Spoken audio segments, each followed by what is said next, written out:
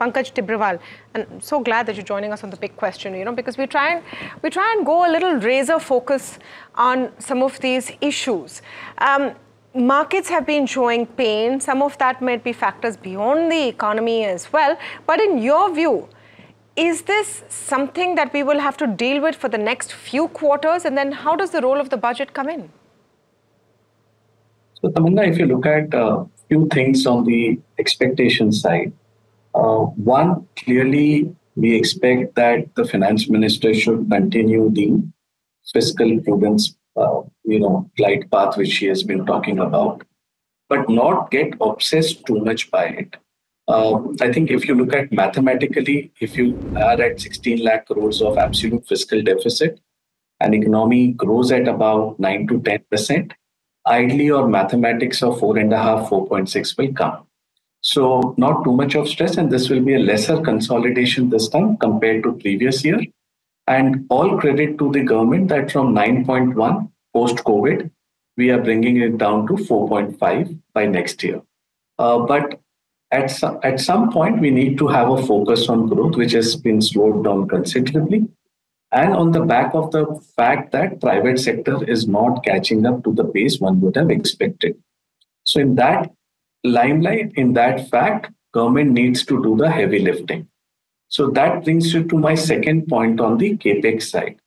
So if you look at the breakup of the Capex, our sense is a lot of Capex announced last year had low multiplier impact. For example, 66,000 crores out of the 11.5 lakh crores was earmarked to DAA, Department of Economic Affairs. We don't know why it was done. Second is about 85,000 crores was done as an equity infusion of MTNL and BSNL. That's clubbed in the Capex number. That doesn't have a multiplier impact. Yeah. Then about 19,000 crores was parked on the home upgradation, which is Home Ministry upgradation of police. That doesn't have a very large multiplier impact. So if we can rethink in the Capex spend, and India does need a lot of urban infrastructure, which is a state subject today. So if we can develop a model, announce a model where center and states could partner, there's an infinite amount of urban infrastructure we all need. Look at the city of Bombay, Delhi, and many other metros and tier 2, tier 3 cities, which is currently a state subject. Can center support it from a Capex perspective? I think that will be very, very interesting model to watch out. Plus some swap on the housing structure, because housing has a very large multiplier impact as you move ahead. So that's on the Capex side of the government.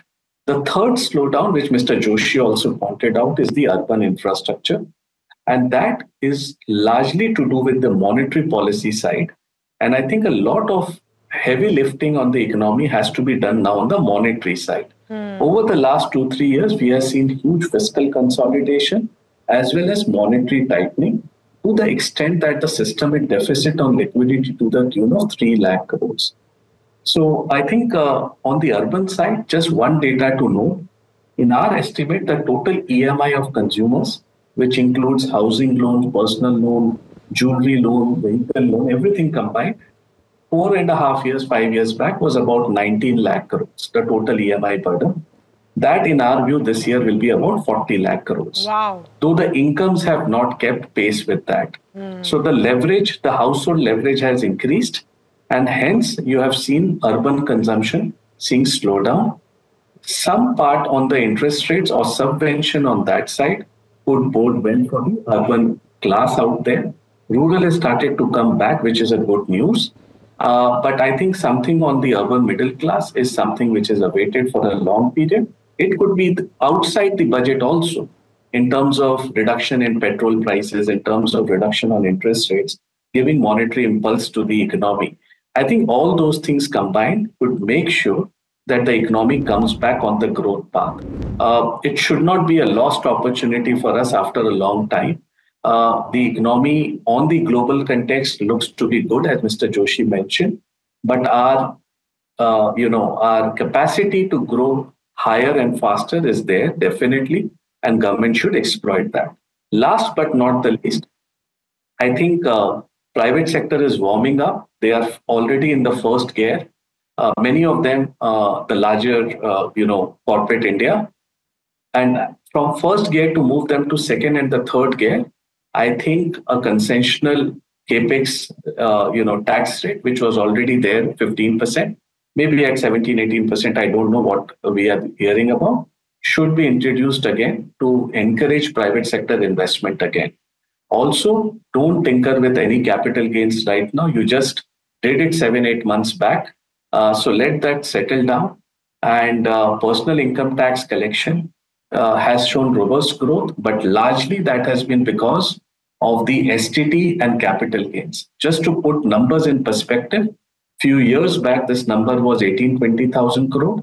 Our estimate is capital gains plus STT this year would be in excess of 2.5 lakh crore, which has supported a very strong growth we are seeing on the personal income tax collection.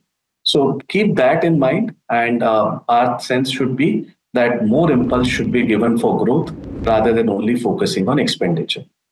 Agreed. Just on the impulse for growth, and I want to come down to one simple point that you made, Mr. Tibrewal, which is on household debt. And I think we should take a second and pause on that number. If household debt, which is the sum of all loans people are taking now, it could be buy now, pay later, it could be your credit card, it could be your personal loan, whatever. If you're saying it has doubled in 5 years, ballooned in this extent, how much of a concern is that sitting in our economy right now when growth, salaries, jobs, incomes are not boosting? What is the sort of red flag you see there? So it's a quite a bit of a red flag, and that's why you are seeing that first instance of that being reflected in the MFI loan segment. Yeah. You saw the numbers being declared by all the players who are exposed to that segment, and the scene is not very great because every borrower has borrowed from 3 or 4 lenders, and that's clearly resulting in default. And these are short cycle loans, so immediately as a lender, you need to write off. So our sense is that absolutely liquidity, one, is tight, and second, the household leverage has increased over the last 5, 6 years. Along with that, higher interest rates is clearly putting pressure on the household incomes and disposable income, I would say, and that's clearly resulting in urban consumption slowing down materially. So I think it's a concern where monetary impulse is very much needed, and some kind of a new tax bracket which could give some money in the hands of middle class could be appreciated. But it's a red flag from an economic perspective, and we need to find a solution for that.